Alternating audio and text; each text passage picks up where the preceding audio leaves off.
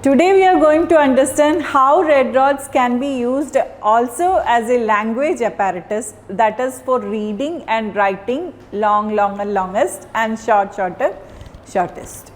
Okay, we have already seen how to use long rods as a sensorial apparatus and then as a maths apparatus. Here we are going to see how we can use red rods as a language apparatus.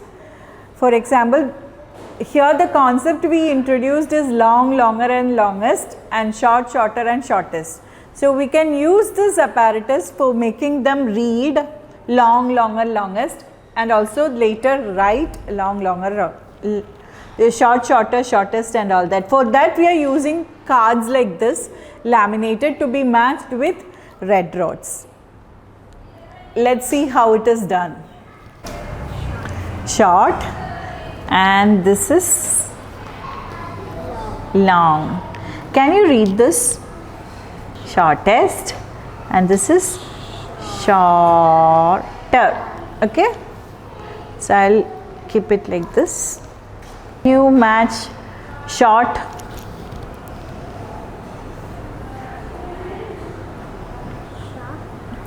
and this is, so match it. Okay, if this is long, this is short and this is long, then what is this? Longer. Can you find the longer card?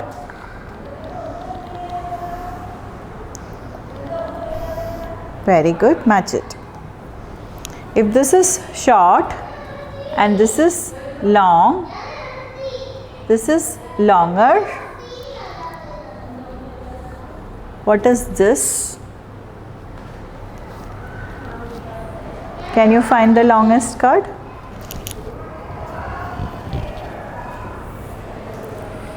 Okay, short, long, longer, longest.